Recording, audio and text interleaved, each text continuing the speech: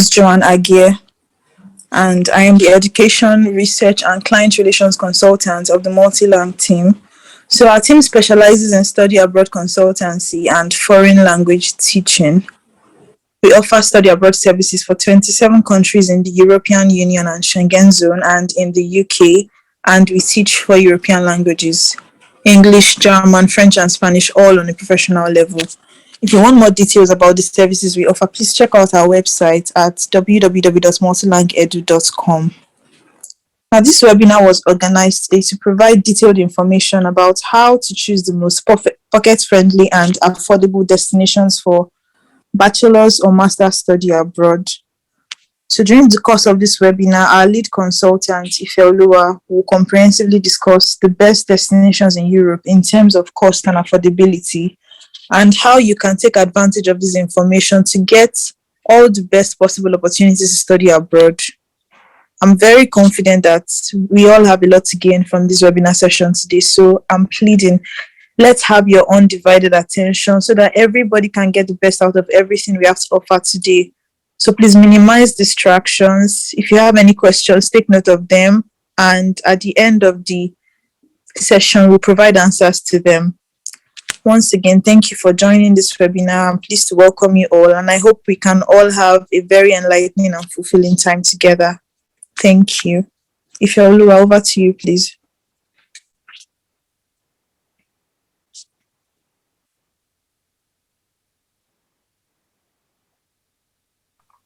Hello. Hello. Hello.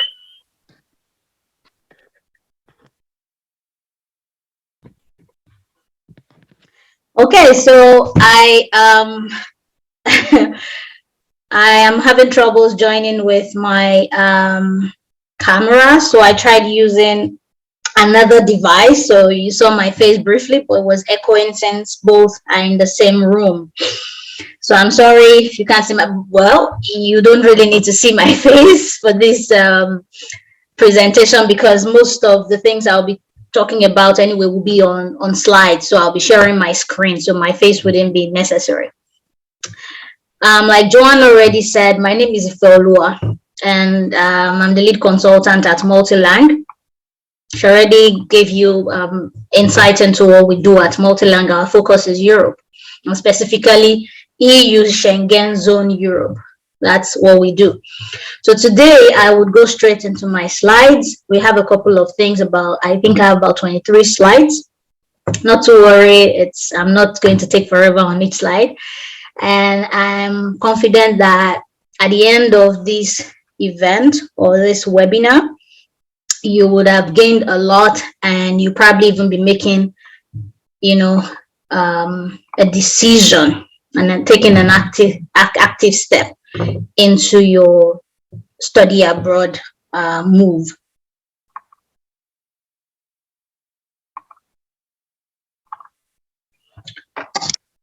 All right, everyone can see my screen, because actually that should be okay. Can you all see my screen? Well, you are muted, so it's fine. So affordable study there, or maybe Joanne can just confirm to me that you can see my screen, just to be sure I'm not speaking to myself. Yes, I can see your screen. All right, great. So we get right into it. Affordable study destinations in Europe is what this webinar is about. Now, I would like to start with, what are these countries in Europe? And like I mentioned earlier, we focus on, EU, Schengen, Europe.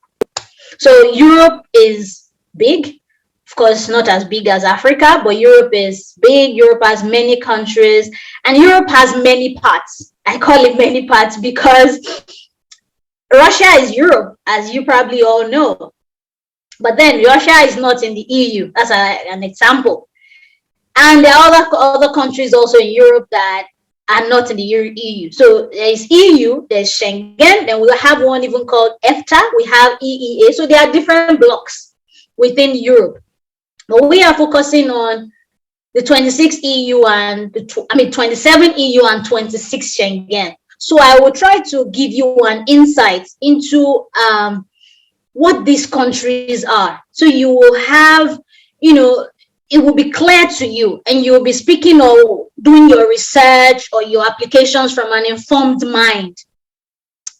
So these are the 27 EU countries. I left it there all along so you could read through if you have to, like, oh, which country? Maybe some people have argued with you in the past, or you have argued with some people in the past. No, this is EU. No, this is not EU. This is EU now for everyone to see. These are all 27. Now you take note of the ones in red. There's a reason behind putting them in red, so you get to understand that within EU, there are still certain blocks. There are still things within EU. So now you will get to see this, why this is on the next slide. So now these are the 26 Schengen countries. So remember, 27 EU used to be 28, but now 27 EU and then 26 Schengen. So these are the Schengen countries comprising of EU countries with the exception of these ones in red. You see these 4 countries in red are not under Schengen.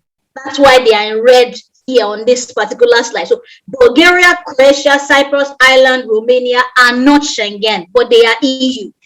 Now, to Schengen, you see the ones in red: Iceland, Liechtenstein, Norway, and Switzerland. They are not EU, but they are Schengen. Many people mix this up. Many people think Norway and Switzerland are Schengen countries, but Norway and Switzerland are not Schengen. Are EU countries. Sorry about that. So many people think Norway and Switzerland are EU countries, but Norway and Switzerland are not EU countries, but they are Schengen countries. So this is more like what it is, on ground in Europe. If you're trying to understand, what's happening in Europe, why does this seem confusing? And along the line, of course, this will also help you to know why what is what. Now, the UK, people still mix things up. I'm sure probably the entire world already knows that the UK is no longer in the EU, but we need to mention it.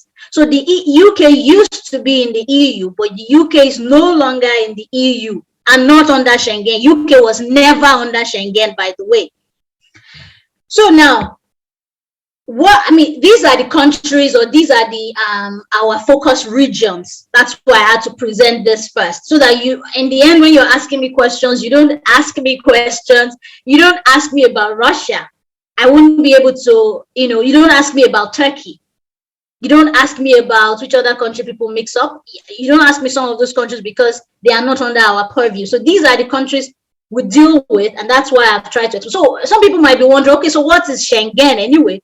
So Schengen is this free movement thing. Countries that when you have one of the visas, you can move around. So what that means for you, for everybody, is that you see these 26 countries. Once you have one visa from one of these 26 countries, you have access to the rest 25. You can move around. You just wake up, you just get on the train or whatever, get on the bus. You may not plan it, just get on the bus. You won't be stopped, no visa checks, nothing. Once you have the visa of one, you have access to all. That's what Schengen means, so that you don't get that mixed up. Now, some people also ask me things that I need to, first establish to us today. Oh, EU, and I read things on Twitter a lot, asking about EU. So why should I go to EU over some other countries? That sort of thing. Now, this is why EU is big, just in case you don't know what the EU is, European Union. So now, this is the world's economy. This is from Eurostat 20. Yeah, this is the latest one. There's none recent yet. So this is the world's economy. So we're talking about shares of GDP in the world, the big guys. You see them on top. So usually the European Union is, they just come together as, instead of breaking out the countries and start saying Germany, France, and be talking about their economies. Most times when economic data are being presented, EU is usually put in one place, like as EU countries, a combination of all 27. Then we see the their figures. So now what this is showing you is that EU is the third when it comes to world GDP in PPS. So EU is the third, and you can see the figures are not even far away. The three big guys are not far away. They are all in the same space. And then you see the rest of the world. What does this tell you? If you are thinking of studying abroad, you should be thinking EU. EU should be, EU should be on your list. In fact, top on your list it's what it means, because you want to deal with, economies that where you can get maybe good education, at least than where you're coming from. Now, coming now to the economy of the EU itself, I mean, like in terms of trade, the big guys in trade in the world. So now you can see this chart. We are not in an economics class, but I need to present this background because I've seen things and I've heard things, and we need to educate ourselves so we are all, on the same page before I go further. Now, this is the world trade chart from Eurostat. Now, 2020. Now, if you look down, these are the big guys again. So we're talking about countries that trade the most. So we are dealing with, you see, the top three. So EU is in the top three again. Another reason to tell you that you should be thinking any of those countries fit in. Now, talking about, EU, within EU itself, largest countries by GDP and all that. This just for you to have an idea of like the big economies even within the EU. Why is the EU this big, economic wise, that sort of thing?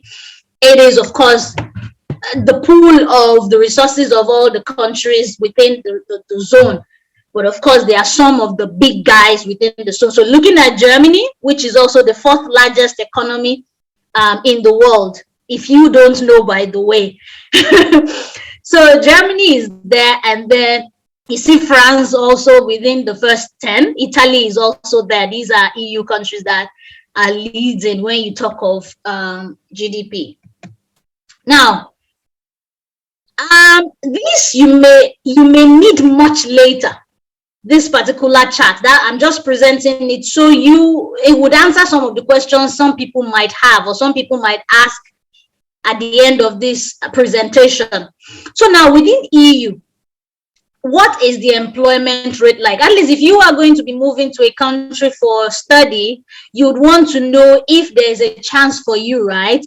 After your studies, if even many people ask me things like, can I work during my studies? This is already presenting you, like, this is an overview of what it's like, so that you have an idea of, okay, so if I'm moving, which country should I move in?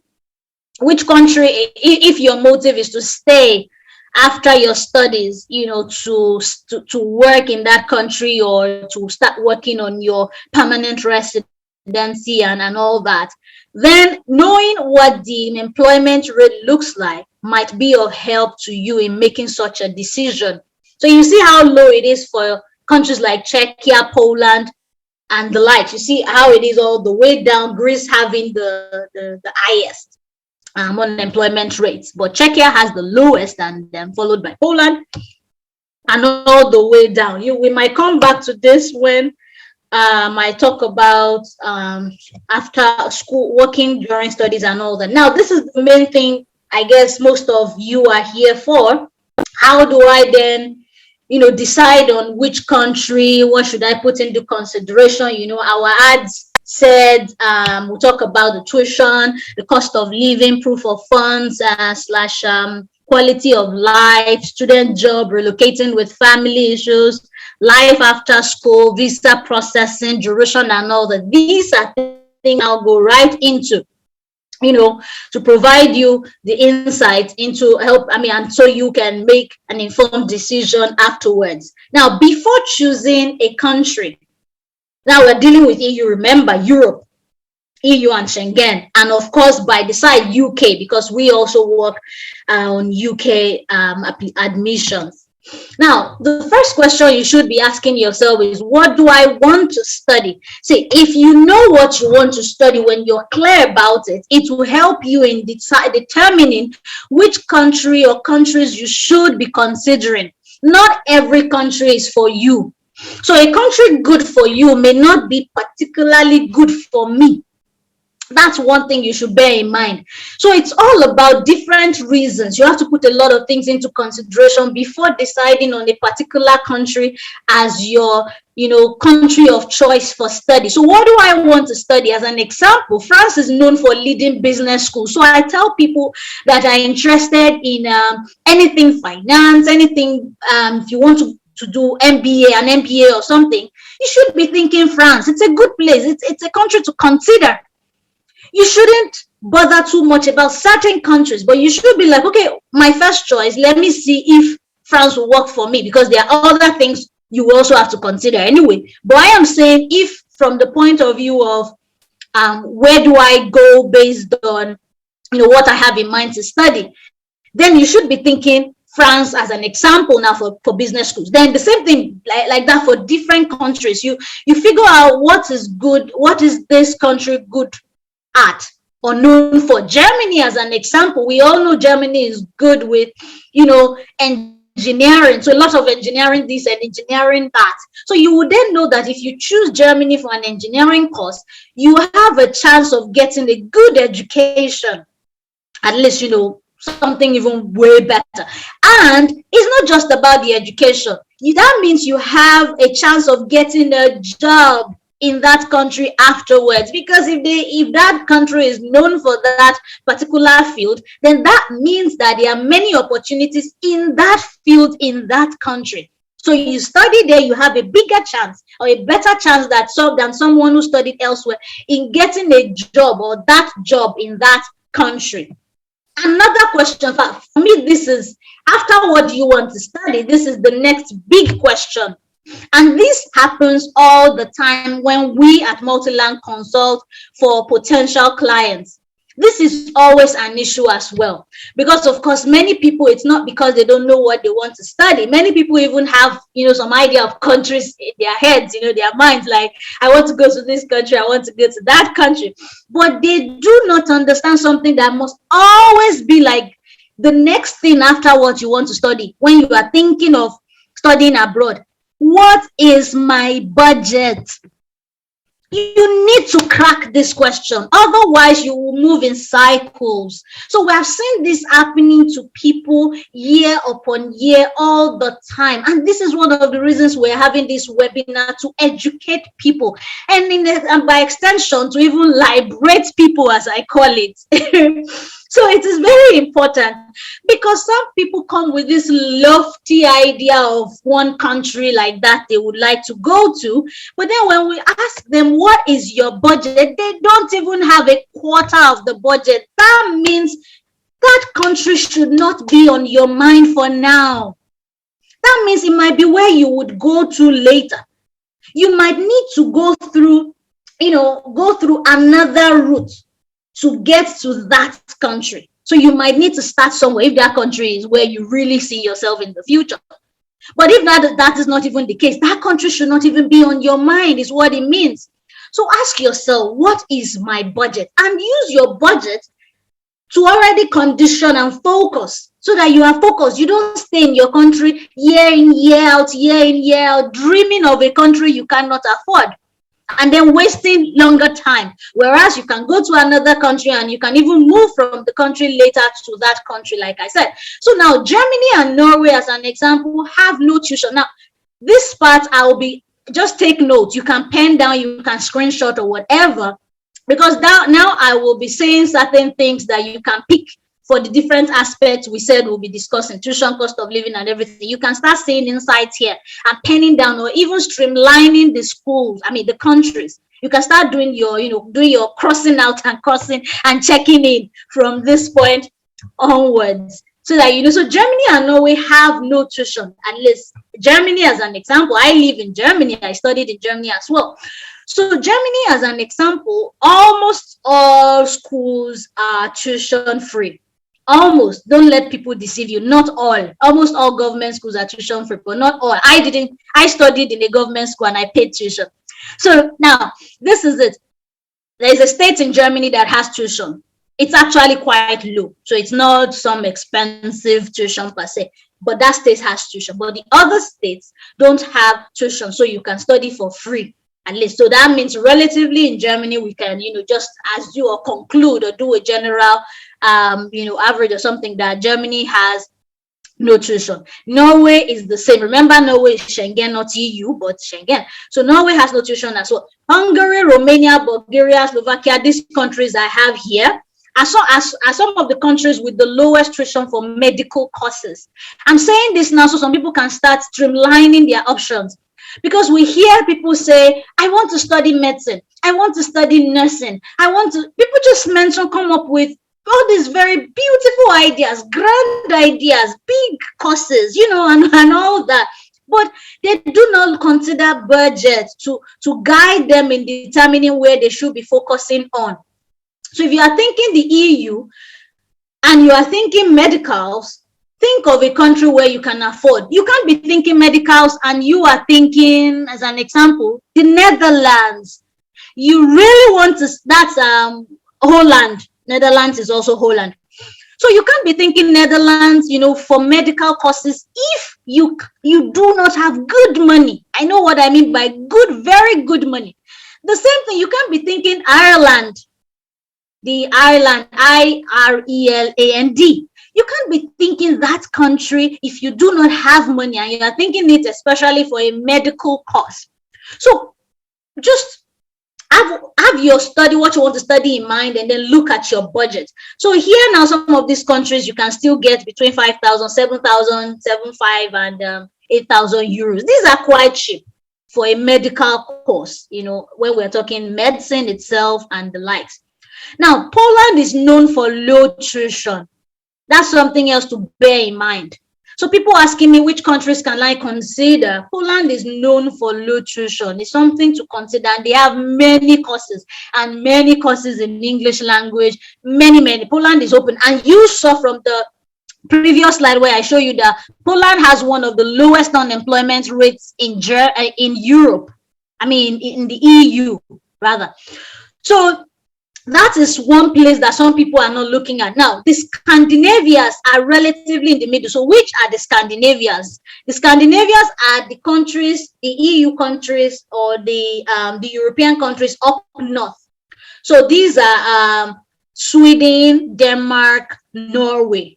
These are the three main Scandinavian. So when I mention, I'll be using Scandinavian a lot in this presentation because that's the way to just put them together. They have a lot in common. And Finland, by the way, sort of too. So they have a lot in common. So all these Sweden, Denmark, Norway, Finland have a lot in common. That's why I put them together. So they are relatively in the middle, school fees wise. So that if you are considering things, you're like, okay, if I want to, do maybe I don't want to go to Poland or certain other or Czech or certain other countries with low tuition for whatever reason, and you have any of these other countries in mind, you can like, okay, I mean, apart from, like I already said, Norway is no tuition anyway, it's also Scandinavian. So you're like, okay, these guys are still sort of in the middle. I'll talk about the tuition. I'll present figures for real in one of my slides. So then I mentioned earlier, while Ireland, the Netherlands, and the UK, now this is where UK is coming in, are known for very high tuition. So if you come to me as a consultant that I am, and then when you ask me, first thing is, I would like to travel abroad for masters or something. So one of the questions I ask is, after I ask you, what do you want to study? And I know at what level, then the next thing I ask you is, what's your budget? I need to. Or, okay, I omitted one. So what do you want to study? At what level? Do you have any countries in mind? That's the one I omitted. And then what's your budget? So when you tell me if you have any, you tell me what countries you have in mind, then you tell me the budget. I can already give you an answer from there. We can already move on from there, whether you are going to continue to move on with the consultation or not. So as an example, if I ask you that question and you tell me you want to go to Ireland, and then I ask you what's your budget, and then you tell me 2,000 euros tuition, I'll tell you it's not possible. Except you have a scholarship. But you can't get 2,000 euros tuition in Ireland. You won't. So now, when you now tell me that, I'll tell you that, oh, that's your budget. You can't, your budget is not close to Ireland.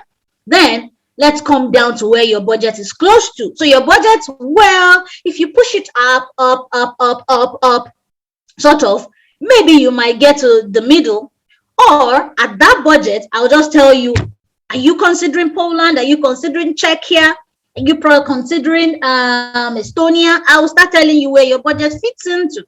So have it in mind yourself, even before doing your search and all that, because these things you can also do yourself, but you just need focus about it. So now, also, the Scandinavians have the highest cost of living. They are super high. Their quality of life is high, by the way, super high as well. So if you are living in Norway and you remember you're not paying tuition in Norway, but the cost of living is already very high. So you're not paying tuition, but you're spending, you are breaking the arm and the leg on the on your cost of living. So bear that in mind. Same for Sweden and all that. Now, another thing, how long do I want to study? Some people tell me I only want to study for 1 year. I want to get done. In fact, study is not exactly my interest. I just want to relocate. So if you are in that shoes, of course you might be, and you have the money, you might be considering the UK, because they are known for 1 year masters. You see, mostly all these other European countries, most of them have masters for 2 years. Now, for bachelors are usually 3 years. So people bothering and asking themselves if they should go back or have another bachelor's, or people who have HND and are having troubles, getting masters with their HND. I tell them, why not consider a bachelor's? Because masters 2 years, bachelor's 3 years. So what exactly is the difference here? It's very, very, very close, right? So mostly that's it. Of course, a few countries have 4 years. I'm talking about regular courses. I'm not saying medicine. So on regular courses, that's the way it is. So would I need to work while studying? This is another thing you should consider. Many people ask me this. I want a country that is affordable, and I want a country where I can work while studying. I'm like, please, all of them permit this. It is possible in all of them. You can work while studying in all these countries. So I need to emphasize it so that you don't stress yourself getting worried over whether you are going to be able to work while studying or whether you're not going to be able to work. You will work.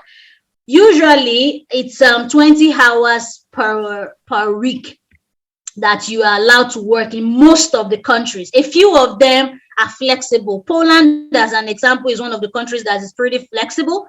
Many people work full-time while they're also studying full-time. That's an example.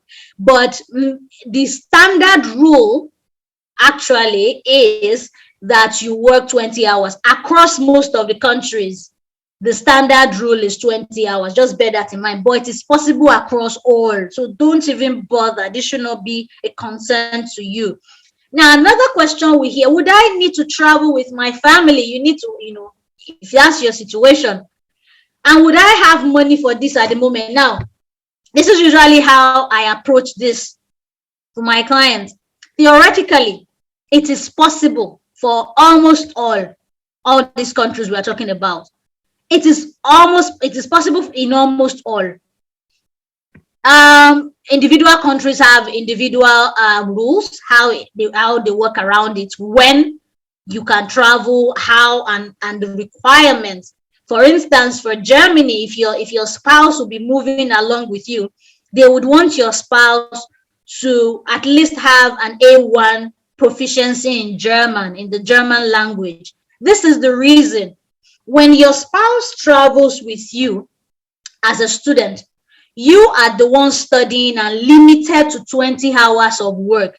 Your spouse is not limited. Your spouse is allowed to work normal hours, normal 40 hours, while you work because you're a student. That's why it's limited. So you have time for study. You're not there for work, but your spouse is there to work. So a country like Germany that tells you that your spouse should at least have A1 in German is trying to say for your spouse to be able to integrate properly into the society, especially work-wise, to get a job on time, the language is needed. So you need the spouse who is working full-time, presumably to support the family, then should have a good language skill. That's Germany as an example. So depending on the country, but theoretically, it is possible in almost all countries. But one thing I tell people is what determines whether you should be considering traveling with your family, especially when you are planning your application, when you are planning before you leave your country, is your resources. It's not the worry about will the country allow or not, even though bear that in mind so that you know what kind of countries you should be on your target. But before you start targeting those countries and streamlining, you need to first know what your pocket looks like. So this is the way it is. If you need, let's say you need 4,000 euros for yourself as cost of living, if you are going with your spouse, what that means is you will need your 4,000 plus half of your own, like another 2,000 extra together.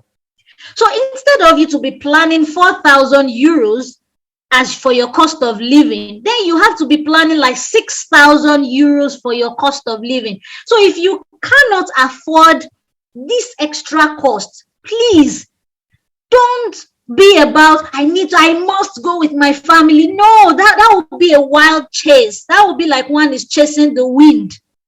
So if you find yourself in that situation where you are financially constrained, what you need to do in that case is first travel. That's the wise thing to do. Look for a country that fits into your budget. Travel first. Leave your family.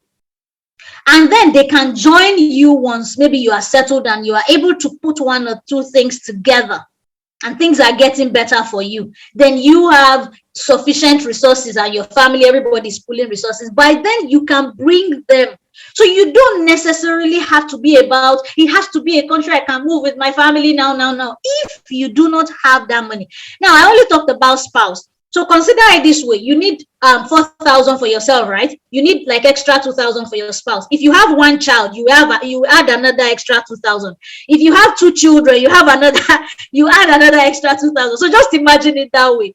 So that means if you have 3 kids, you have 4,000 plus 2,000, 2,000, 2,000. So that you have about 10,000 thereabouts. You need that instant to travel. Do you have this? It's a big question you need to ask yourself. So it is not about if the country, of course, it's important, but when anybody asks me that I want a country where I can travel with my family, I always ask, what is your budget for you and your family? So please consider this as you are making your choice, and it will also help you in choosing which country. For instance, if you are picking the UK, the cost of living is already super high in the UK. So then if you want to move with your family, just add that. Just do that calculation the way I did it. That's sort of half of what you need sort of situation. Then that can give you an insight if UK should even be the country you should be considering for yourself, and then not to then talk of for your family. It should be a guide. So now the UK, Germany, and the Scandinavians are known for it's like it's always on their website. You're like, it's just there. Like, if you want to move, if you want to travel with your family for studies, it is possible. You need blah, blah, blah, extra to add to it. The other countries, I just gave an example of those that are super known for it. So Germany, Norway, Finland, Sweden, Denmark. It's like, those are countries you want to consider. But remember, cost of living is high there, and this can be on the high as well. Bear it in mind before making the choice. Would I be able to study in English language? Yes, yes, yes, yes. All of them have English courses. It now depends on the course you want to study. You get it, and at what level. So now, it is possible, it is impossible for some courses in some countries. This is the way it works. I use Germany as an example. If you want to study medicine in Germany, apart from if you want to go, unless if you want to go to a private university. There's a private university I think has that here. So except you want to do that, you you have to learn it in the language of the, you can't do it in what's it called now, you can't do it in German, in English. So the same thing for certain countries. So you need to know which of these countries. That's something to consider. So if you're thinking, of studying, if you're not studying medicals, there's a chance that you can do it in most of the countries. But for medicals, you need to look critically, like, will this country and which countries will allow me study medicine in English?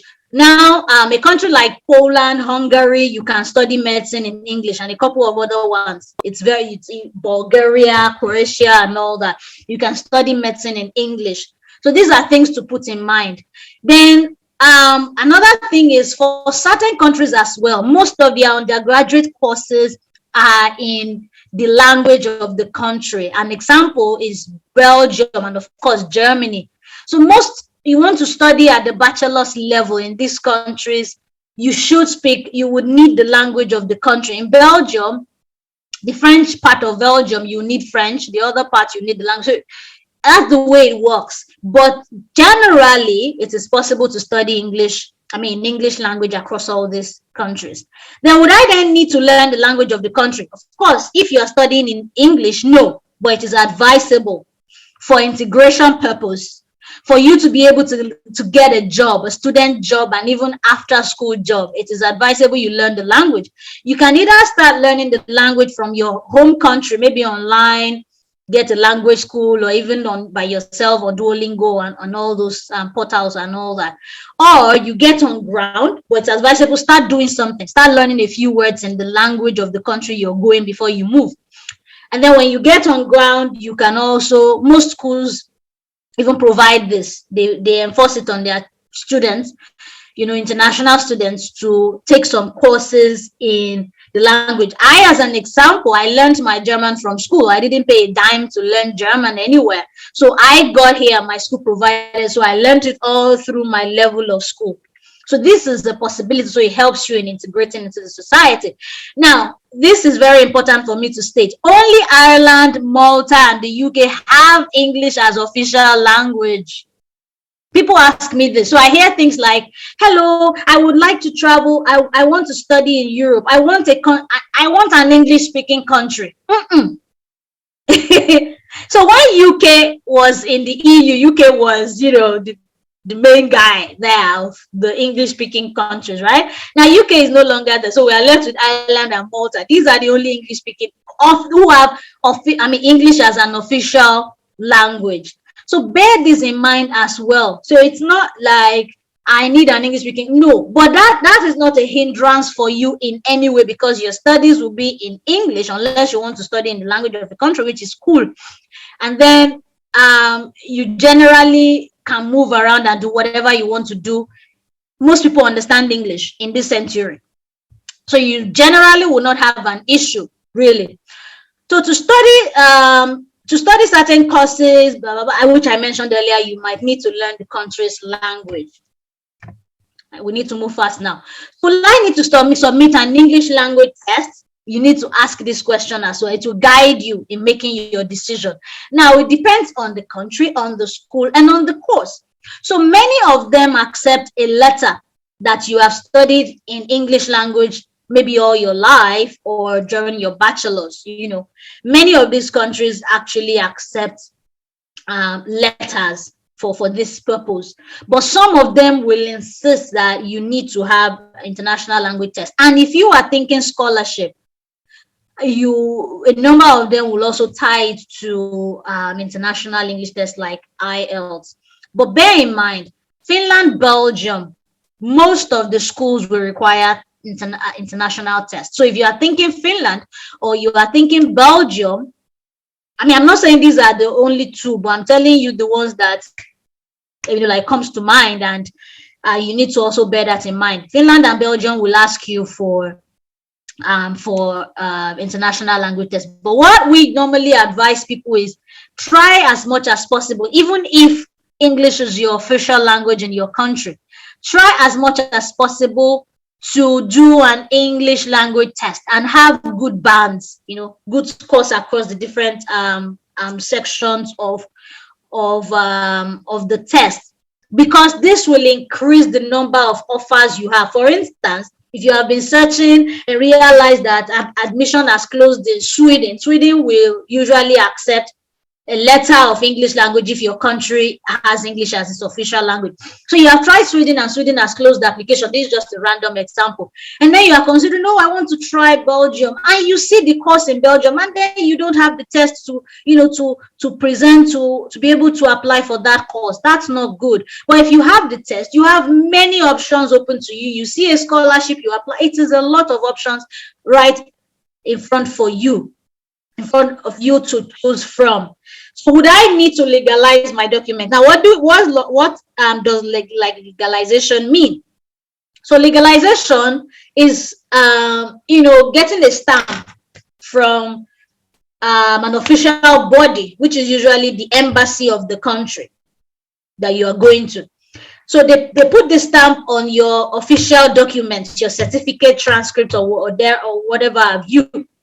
And you're supposed to use this to secure admission, because they need this. They need to assess that your certificates, your documents are valid in your country. You can use them for studies in your country. Thereby, you can also use them in their own country for study. So some countries ask for legalized documents like this. So these are some of the examples: Poland, Czechia, Romania, Italy. We usually ask you for this sort of legalize your official documents. Germany, Sweden, Finland, usually no. So of course, these are just examples. But then what I tell people is, if you do not know yet which country you'll be applying to, if you're still thinking through and you have maybe broad options, just authenticate your documents at the ministries, because the process is, you have to first go to your Federal Ministry of Education of your country and get your documents authenticated there first. And then you take them to the Ministry of Foreign Affairs in your country. They also put a stamp on it before the embassy can stamp. The embassy will never legalize a document that has not been previously legalized by your Ministry of Education, Ministry of Foreign Affairs. So that is why, instead of you waiting until last minute, when you then realize that, oh, I want to now apply to Czech Republic, and then you realize that, oh my God, Czech Republic actually requires legalization and it's 2 weeks to submission, and you have not even done the one at the two ministries, you might not meet up. Well, why not get all your documents legalized, authenticated or legalized at the ministries now, whilst you wait? And then once the embassy requires it, or the country you're going to requires it, you just go, then you save more time. That's what I advise people. But you can decide to choose a country that doesn't require legalization. Go to Sweden, you will likely not need that.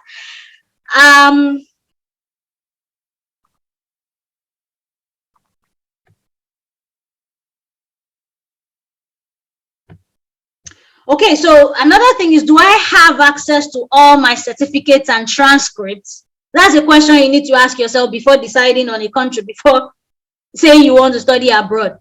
Most of the countries we are talking about require you to upload. In fact, this is the norm across maybe 90% of the countries now. You will upload your documents on a specific portal, and that's the application process. So that means you need to have access to your own official school certificates. That is, maybe if you're going for bachelor's, your high school certificate. If you're going for master's, you need to have your official certificate for bachelor's and your transcripts of records, the official one, the original official from your school. Find a way of getting these documents if you do not currently have them. Otherwise, it might affect you. A few countries will say, okay, your school should send it directly. Norway is an example of such countries. If you're applying to Norway, your school will likely send it directly. So in that case, you navigate, you might when I said when you are thinking of which country do I want to go, which country, if you realize that there is absolutely no way to get your transcript of record, then, and you have the resources, why not think Norway? So you see things that a lot of factors you need to put into consideration before determining a country you're going to. So why not think Norway in that situation, and some other countries which fall under this situation as well. But if you're going to, let's say, a country like Germany, you're going to Sweden, you apply, everything is done online. And there are many countries like that. So now another question I hear, which is for me, I laugh a lot about it, is how about racism and security? So it depends on what you call racism. So people say, oh, Europe, I want to go to Europe, which country? And then when they are thinking of country, and then they're like, oh, which country is Bulgaria? And then they're wondering, oh, which country is Romania? Oh, which country is Lithuania? Or, well, some people I had recently, when I mentioned Luxembourg, and someone was like, which country is Luxembourg? So these are countries that some people have not heard about. So they're like skeptical. Or Malta. Malta is, I think, the smallest, pretty small. So people are like, oh, if I don't know these countries, maybe many people like me are not there. If you're African, the color might be something you are wondering if it might be an issue if you don't think many people are in that country. Now, it depends on what you call racism. All EU countries are good, and all of them are exposed, and all of them are safe and easy to adapt to. I've been to many of them myself, and I've seen these things, and I know people in many of them. So on the general note, do not bother about safety or easy adaptation, racism, and all that. Any of these countries that your budget can fit into is a good fit for you. Just go for it already. So you wouldn't have issues except if maybe you live in a village. There are villages in these countries, by the way. So if you live in a village, if you're studying in a village, which is most likely not going to be the case because most schools are in the cities anyway. But the only places you might feel maybe a little uncomfortable, if you feel, maybe you might feel, it's a feeling, really. But on a general note, there's nothing like that in any of the EU countries. You are safe and you can adapt, whether with your color or with your ethnicity, whatever it is that bothers you. So would I desire to stay after my studies? I think this is my last before choosing a country question. Before I then go into specific, I just show you tuition, the costs. So now, would I desire to stay after my studies? Well, many of the countries have direct extension. Technically, in all the countries, or theoretically, in all the countries, it is possible to stay. If you get a job, of course, you will stay. So that's why I'm like, theoretically, you can stay in any of the countries. But talking about those those that have direct extension possibilities, such that when you're done, you automatically get maybe a year, 18 months, or 2 years to stay, to be able to search for a job or to be able to start a business of your own in that country. Some of them have that directly. Top on this list, many of them actually, it's possible, like I said. These are just a few I pulled out here, just a few. So Germany, Poland, Austria, Cyprus, Czechia, France, Hungary, Ireland, and all the Scandinavians and the UK. You see, there are a lot of them. That's why I'm like, almost everywhere. So no matter the budget you have, these things fit well.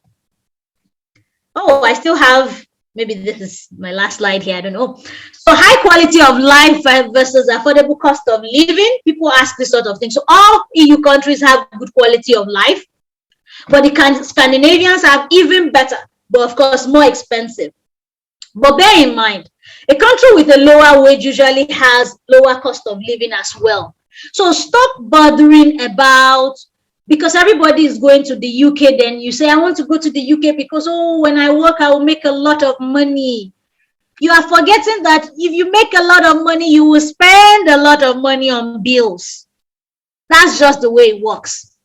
So you go to a country, Poland is usually my favorite example. I love Poland because as you get to know, you will understand how favorable Poland can actually be. So So if you are, I was using the high one versus the low one.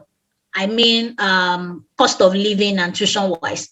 So if you are saying, "Oh, I want to go to the UK, I want to make a lot of money," blah blah blah. Of course, average or minimum wage is on the high, so you make the money.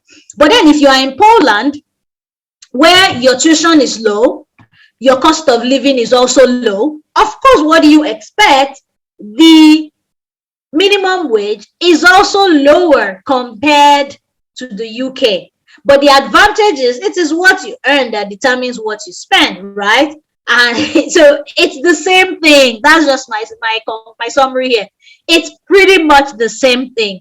So you are in a country that you feel it's not one of the high ones, the big guys and all that and all that. You are lucky because then you spend less. You are able to grow on time.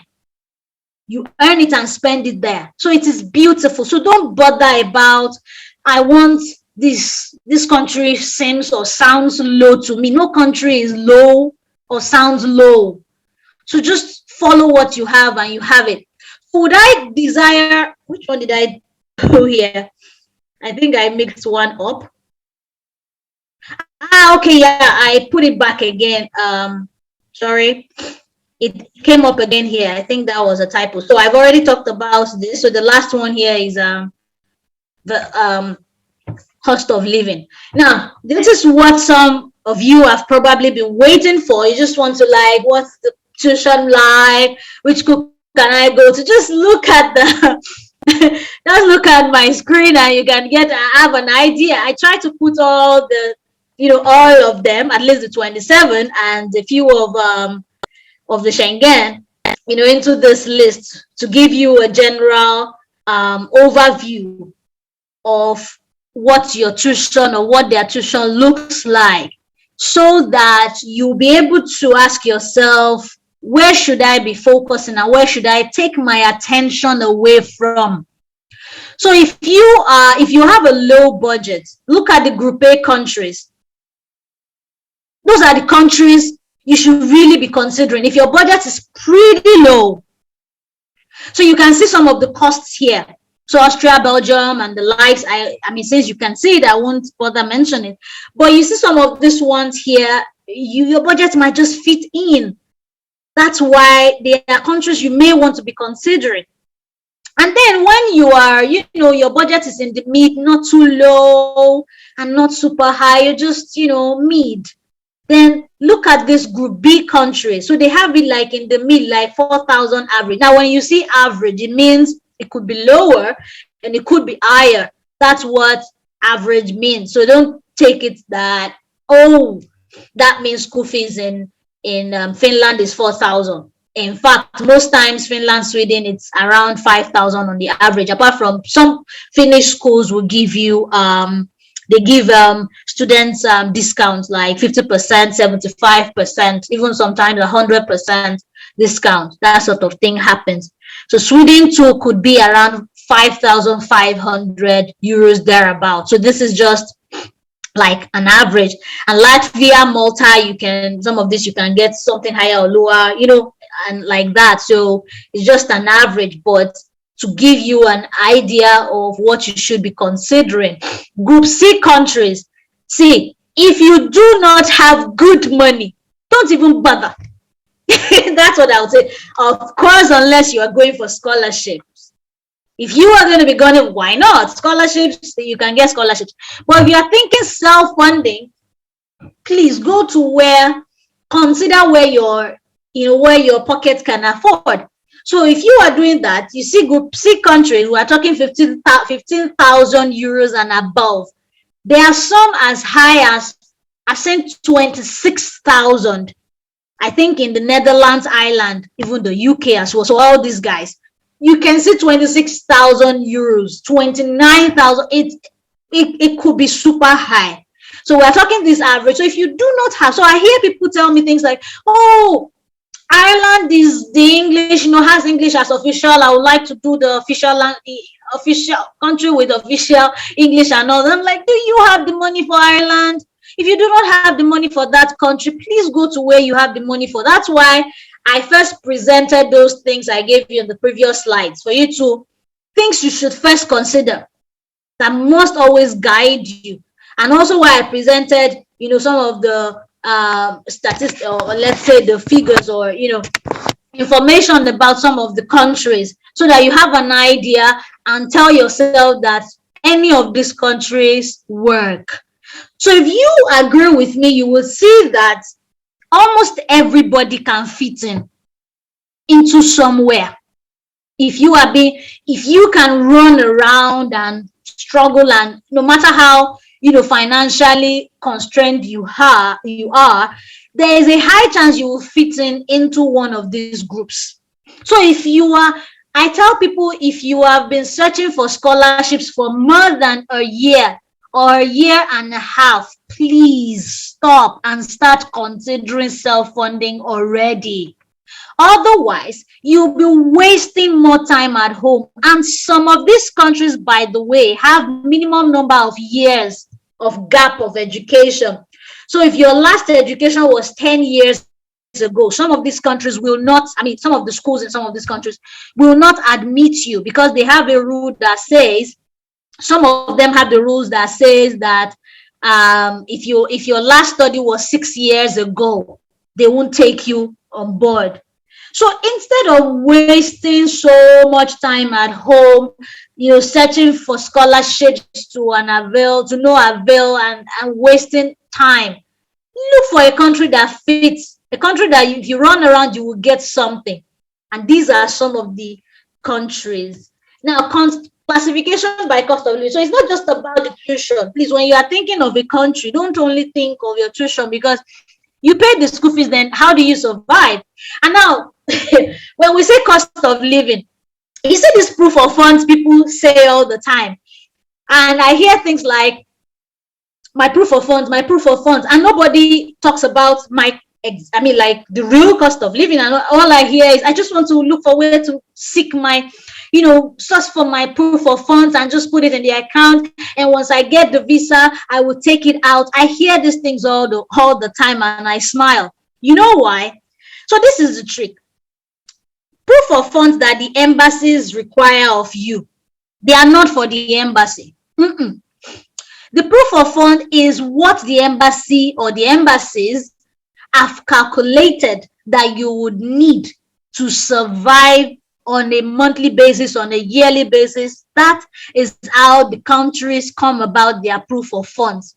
So all the time when I say proof of funds, I always say proof of funds / cost of living. They go together all the time. Well, most of the times you don't get to spend up to the amount the country asks of you, though. Do you get? So most of the times you don't get to spend up to that monthly. Fine. But usually this proof of funds is like an average. The embassy calculating and saying you would likely spend this amount or need this amount to survive per month. That's how they come about it. So you put the money there, but in reality, you may not spend up to that. But you may. And also, you need the money. So when they say proof of funds, quit being all about, I just want to go and fake the money or source one fake money or something and put into account, and you forgetting that you need the money to survive. So that's the same money you will need to survive when you are on ground. So run around and figure out to get at least some of it of your own. So even if you're going to loan money from anyone, let a good part of the money come from you. That is what you will spend when you get on ground. These countries don't want anyone to come and constitute, in quote, nuisance. That is why they have this, they want to see that you actually have this money, that when you get on ground, you have what to use in surviving, even before you start working. So this is the way it looks like, I'm sure you have seen, you have, while stalking, you have already seen some of, because so I grouped it again. You have the low, the mid, the very high. So now something is here that some of you must have noticed. So Austria falls under the low when it comes to tuition, right? Now Austria falls under the very high here. For Austria, it's about your age. So if you're younger than, I think, 25, you actually, what you need is low, will fall under the mid category. So Austria can fall under mid or high depending on your age. So if you are younger than 25, you can fall under the mid. So that's, it's still cool, right? But if you are over 25, trust me, you will need about 1,000 euros monthly for Austria, as your proof of funds slash cost of living. So even though the tuition is super low, you will need a lot on that. The same with Germany. If you see here, Germany also falls under Group A, no school fees, right? But you have to block a certain amount. This amount, which is about 10,000 plus euros, that must be in a German bank. Norway, the same thing. It falls under low, but it has that situation. Luxembourg falls under high, it's still in the same position and all that. So bear these things in mind. Now, the ones in the middle, remember, these are just averages as well. So it could be a plus or minus thing. So for the very low ones, it's also a plus or minus situation. And it's usually the reality as well. So in reality, you won't need so much to survive in a Group A country as you would need to survive in a Group C country. And remember, the same thing will likely also go even for your wage. So when you get a job, you might be earning so high in C and earning so low in A, as it were. But remember, you will be spending so high in C, and you'll be spending just what works for what you are earning in A. So it is pretty much the same thing. So we'll be having subsequent webinars to talk about each of the countries for people who are interested in each country. Now, to visas. Visa questions, I hear this all the time. It's something that people are like, whoa, how do I navigate European countries, blah, blah, blah. But one thing I tell people is this: acceptance rate is usually high in European countries. But what is the rule? The general rule with visas is you provide all the required documents to letter. I said to letter because I highlighted these words because these are the things people omit. And then they say, oh yeah, I was denied this and that. Provide all. When they say provide declaration of age, and then you provide birth certificate, and then you get denied. That's the way it works. That very flimsy, very, I'm like, come on. That sort of situation. Those are things that get people denied. So you have to follow. And that is what, so when consultancy firms and agencies, charge people and say, let's help you with this thing, what most of us, at least us as a consultancy firm, do, we don't go there to influence your visa processing. Most of these EU countries don't have such situations where somebody is influencing decision of the embassy and all those sort of things. So don't let someone bamboozle you. Don't let someone swindle you by telling you that I will help you process German visa. They are not helping you process German visa because they are, they have someone in house or they are certain or something. All we will do for us as an organization or a company is we help you to ensure that you provide all the documents to letters exactly how they want it. The moment you have everything exactly how they want it, you will get your visa. So embassies are not just difficult or wicked. It is us that 80 or 90% of the time, we are the ones at fault. I get that there can be some other issues. Yeah, we have to establish that. But that's why I said between 80-90% of time, we are the issues ourselves, not the embassies. So you need to bear this in mind. I, for one, as an example, of course, I did. At least for a while, I've been able to frequent Europe. My focus has usually been Europe. So I've traveled Europe and I've done visa several times. Like I was here and then I went back. And after some years, I decided to go to another country and all that.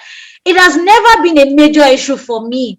And this with also some other people I know. So if you do the right thing, you will get it. And they are always particular about your proof of funds. I mentioned it earlier. They do not want people to come and spoil their countries in people who cannot afford to pay their bills. That's why they are strict. So if they say block 10,000 euros in an account, please don't block 9,500. That simple mistake or little difference can cost the person a visa. Those are the things. As a rule, apply at least 3 months prior to your traveling. It's very important. So you give time.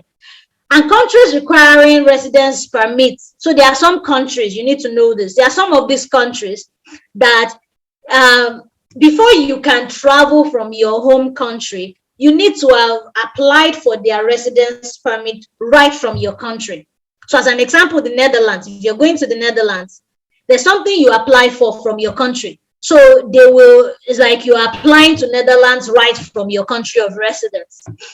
Then once your residence permit is approved in the Netherlands, they will prompt your embassy. That is when you will then apply to the embassy, and then the embassy will give you a short visa just for you to travel. So with that visa, you can, fly. And then when you get to Netherlands, you just go and pick up your permit. The same thing that works in most of the Scandinavian, I think all of them actually. So you apply for it. So what that means is it takes a while. So when you apply from your country, it takes a while before the home office in the country processes the permit and all that. And then they now notify your home country, and then you now go and apply for visa. You see the process. It could be long. So apply, give it time, space. Now, this is very important for my Ghanaian and Nigerian brothers and sisters in the room. Please, at the moment, this is just at the moment, it's temporary. At the moment, you may want to look away from Poland and Germany if you are going to be traveling from Nigeria or from Ghana. Fine. No, if you are going to Germany, Ghana, you are cool. If you are Ghanaian in the room and you're going to Germany, no problem there. The only problem is the embassies on ground in Nigeria, actually. And because for the Polish visa as a Ghanaian, you get it at the Nigerian embassy. So that's how you got to fall under this category I'm mentioning. So for Germany at the moment, the wait time before you even get an appointment date as someone traveling from Nigeria is over 1 year. It's on the website, so you can go check it yourself, like big on the website. The wait time before you even get a date is 1 year, over 1 year, as they wrote it there. So that means if you get an admission in Germany now and you can't go. There are exceptions. If you have a first class degree, you got a first class and it's recent, you have a scholarship, or you are going for PhD and all that, those ones they will get on time. But you see, if you don't fall under some of these categories I've mentioned, you get an admission, you won't be able to travel. So that's why I'm saying the advice is look away from. It's advisable. You can do it and wait for another year at home with your admission letter. But then for Poland, there have also been some troubles getting dates with that. That's why you may want to look elsewhere. Now, how do we come in to help? So I've said all this, you are probably overwhelmed. Some people already, they already know what they want in the room. They've got it straight. But now, if you need further help, this is where we come in. If you need our help, that's if this is a free webinar, but you need things done properly for you. This is where we come in. So we're a language and educational consultancy. Joanne did this already. The reason I'm mentioning this for you is, to you, is to emphasize that we are experts with European all this European thing, like I sleep and dream. It's Joanne sleeps and dreams it. Our other partners, everyone on the team, we think Europe like 24/7. So we have details of almost all the 27 countries right in our heads at tip of our fingers, that if you ask me, it's easy for me to like, without thinking too far before I give you info about what's happening in each of these countries. So this is why we are a good choice to help you figure that out. And we also teach languages for those who need languages to be able to approach or to access these courses. Now, for those who are interested, these are our we have a regular admission package where we help search and admit and all that. So it starts from 400 euros. In Naira, I know the Naira figures, the Naira equivalent, but I don't think I know for the other countries in the room. For Naira, I know this is it starts from around 180,000 Naira. Now, the application fees to the schools are included. This is our regular package. Application fees to the schools are included. So with 400 euros, which is about 180,000 Naira, we can guarantee you admission. We will give you comprehensive, all these things I've been talking about since. We will deal with it with you personally, like deal with your circumstance, like determine, okay, your cost. We weigh all those things I've been talking about to then arrive at what works. And we do the application for you and all that, and we keep applying until you get a school. So that's why we call it our guarantee of admission package. Now, you might want another package that is not our guarantee of admission package.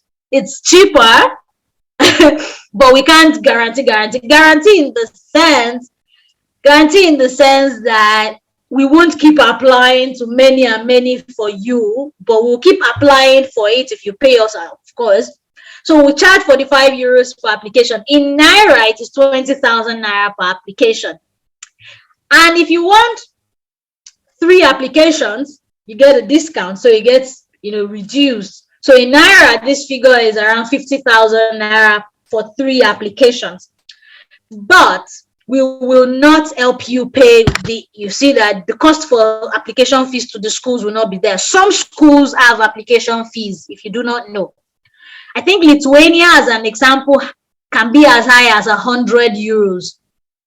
Yeah, some schools can be as high as 200 euros. So just imagine it. Germany, if you're certain schools, if you're going through there's this general body they have, one application is 75 euros. So when we make this our regular admission package, you should know where we're coming from. And we keep applying to as many schools before you get it. So that's why it's like that. But for this one, you tell us that, okay, we just do the job for you. We search, we prepare your application, your motivation letter, your CV, everything comes into our package. Everything has to be there. We do the application ourselves.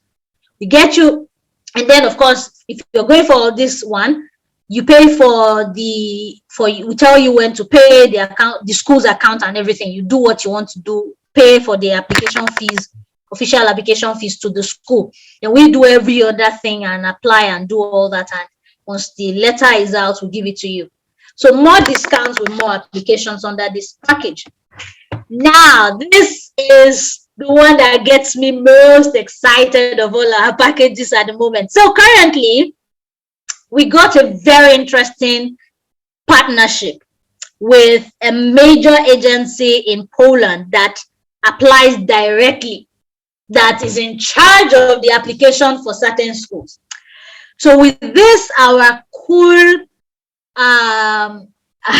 partnership, we get to apply to Poland, to any school in Poland. Just tell us what you want to study, and you make sure you have, the fees, your school fees. Just pretty much have that. Have your certificates, your international passport, and every other thing you need, and reach out to us. And then we help you with application, admission, every other thing to Poland, and we get you your admission letter, and you're already on your way to Poland by October. Like, that's how close it can be. guarantee of admission, especially in certain schools that we have, like I said, that we have this direct privileged partnership thing. Now, the clause is this. For Nigerians and Ghanaians in the room, I'm so sorry. Again, what I explained earlier is why we are not throwing this open to you. Unless you are certain of your own that you'll be patient with the visa processing until you get a date, or that you have been able to figure out how you can work it around and get a date, because the only obstacle you can have as a Nigerian or Ghanaian to get this admission and get to travel to Poland, apart from if you don't have your tuition, which is very low. I showed you the tuition for Poland is super duper low, very low. You can get as low as 700 euros and above per semester. That is how low it can get. So apart from that, the only other thing is how you will get the visa. But apart from that, we will get you the admission and process everything for free for you. So that's the sweetest of all for me. Finally, for those who have been seeking, it's scholarship for me. I can't even afford 700 euros to go to Poland. If this is it for you, well, we have a scholarship package, but only for masters. Why? Because there are few opportunities for scholarship in bachelors, especially within the EU. There are few. There are not a lot, so we can't promise a lot. We won't be able to. We don't take on such, so that you don't. There are few, and they are tied. They are pretty high. They are tied to something pretty high.